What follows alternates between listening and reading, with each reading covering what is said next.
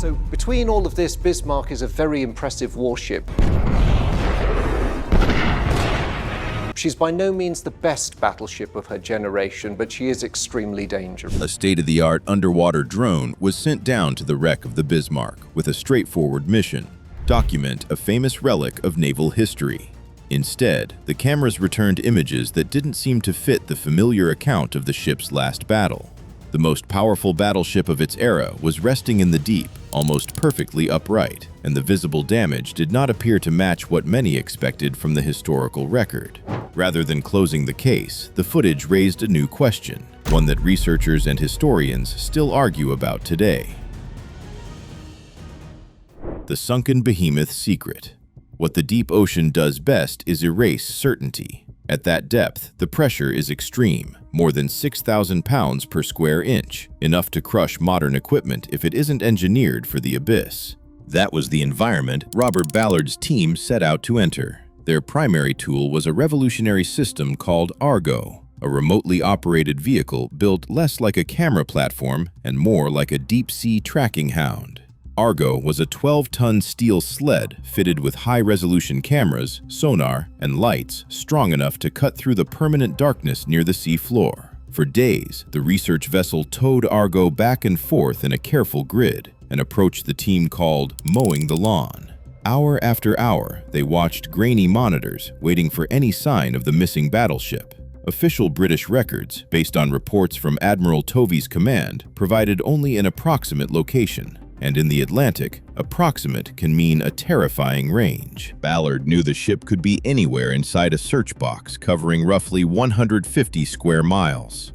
After days of nothing but mud and occasional deep-sea life, tension on the vessel built. Then, on June 8, 1989, the screen changed. A distinct shape appeared: debris, twisted, heavy sections of steel that could only have come from a large warship. The search was over. But the first clear images were unsettling in a different way. As Argo drifted over the main wreck, people in the control room reacted all at once. The Bismarck was sitting upright on the slope of an extinct underwater volcano, almost as though it had been set down there intentionally. This was not the smashed heap many assumed they would find. In the cold stillness of the deep, it looked preserved, an immense hull, about 820 feet long, largely intact. That raised its own problem. The ship had apparently slid more than a mile down the volcanic slope after impact, yet it remained remarkably coherent. And then the camera revealed what didn't fit. The stern was missing. Not crushed, not bent, gone, torn clean away. The rest of the visible damage also seemed difficult to reconcile with expectations. Ballard's team launched Alvin, a 3-person submersible, for a closer survey. After hours descending through darkness and pressure, they became the first humans to see the Bismarck in person since the final battle. Up top, the story looked familiar. The superstructure, command areas, bridges, and towers, was shredded by heavy shell fire, a chaotic pattern of jagged openings consistent with the British bombardment. But along the main hull, the narrative shifted. The thickest armor, the belt of steel nearly 13 inches thick, designed specifically to defeat incoming shells, appeared largely untouched. The team counted only 8 major holes above the waterline. Below it, they saw no vast torpedo gashes and no obvious catastrophic breach. The armored core of the ship looked intact. So how does a battleship endure such intense attack and still sink without its main defenses being visibly broken? The discovery didn't settle the question, it sharpened it. The camera that saw too much. Ballard's expedition revealed the wreck, but it took more than a decade for technology to probe it in detail. In 2002, filmmaker and deep-sea explorer James Cameron led a new mission, one aimed not just at the exterior, but at the inside of the ship. Cameron arrived with equipment far more advanced than what had been used in 1989. His team relied on 2 Russian-built Mir submersibles and a pair of small, highly maneuverable, remotely operated vehicles, bots, built to slip through damaged passageways and explore spaces no human could safely enter. The goal was a complete forensic analysis of the wreck. As the bots moved through the Bismarck's interior, they transmitted images that changed how people thought about the site. They traveled down flooded corridors and into crew spaces where personal items still lay scattered. They entered huge machinery areas, including engine rooms. The footage made the wreck feel less like a historical object and more like what it also is, the resting place of more than 2,000 men. Beyond that emotional impact, Cameron's team approached the ship like investigators. They measured and documented shell damage. British battleships Rodney and King George V had fired more than 700 heavy shells during the final engagement, yet the team found evidence of only 2 shells that fully penetrated the main 12.6-inch armor belt. 2. It was a striking confirmation of how resilient the ship's outer protection was. The footage reinforced the point. The Bismarck's external armor was not what failed. But the bots found damage elsewhere, long, peeling tears in hull plating below the armor belt. At first glance, those gashes seemed like the evidence everyone expected, torpedo destruction. Yet the pattern did not look like the signature of an explosion. Instead, the tears resembled stress and impact damage. Cameron's team concluded the gashes were caused when the roughly 50,000-ton battleship struck the seabed and then slid thousands of feet down the side of the underwater volcano. In other words, the mountain itself may have done more to rip the lower hull than the torpedoes did. The most consequential evidence came from inside. The bots showed that decks beneath the main armored deck had been compressed downward by roughly 10 to 13 feet. That kind of structural crushing is consistent with flooding from within, lower compartments filling with water, adding enormous weight, and collapsing internal spaces as the ship sank. Taken together, the signs pointed away from a simple story of external battle damage and towards something German survivors had said from the beginning. Could it be that the Bismarck was not sunk solely by the enemy? The footage suggested a ship that remained formidable on the outside, while the interior failed under flooding and weight, an inside-out collapse. 9 days of terror. To make sense of what the drones and submersibles recorded, you have to understand what the Bismarck represented in 1941. Commissioned in August 1940, it was among the most powerful warships afloat, fast, heavily armed, and built to challenge British control of the Atlantic. In May 1941, it entered the Atlantic on its first and only mission, known as Operation Rheinübung. The objective was direct: disrupt and destroy the supply convoys running from the United States to Britain. If that lifeline was cut, Britain's position in the war would become far more precarious.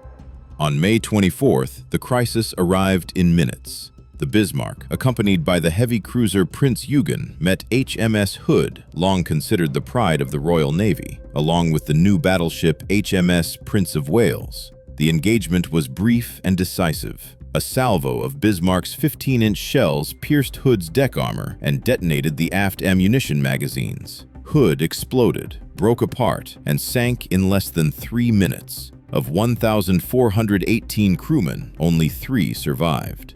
The shock was immediate and international. Hood was gone, and the Bismarck had announced itself in the harshest possible way. What followed became one of the most intense naval pursuits in modern history.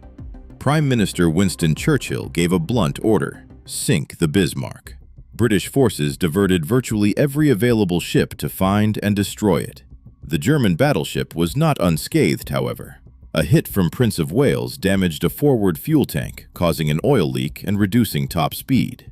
The German admiral aboard, Günther Lutyens, made a critical decision: head for a port in occupied France. For roughly 24 hours, the Bismarck slipped away and disappeared into the Atlantic. The distance between escape and destruction was narrower than most people realize. A single sighting shifted everything. On May 26th, a Catalina flying boat spotted the oil slick trailing the battleship. The hunt regained its target. The aircraft carrier HMS Ark Royal launched torpedo bombers, obsolete ferry swordfish biplanes, so slow and lightly built they were nicknamed string bags. They were not impressive machines, but they were available, and they carried torpedoes. In poor weather, the swordfish flew low and pressed their attack. One torpedo struck the Bismarck's stern and jammed its rudders. That hit proved decisive. The battleship could no longer steer properly and began circling, effectively immobilized. By the morning of May 27th, British heavy units closed in.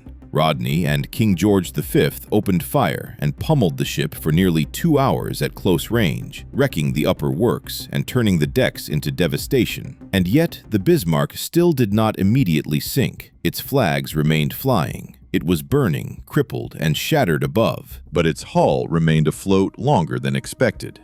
Which leads to the question the deep-sea evidence forces back onto the table. If it wasn't sinking the way people assumed it should, what finally sent it down?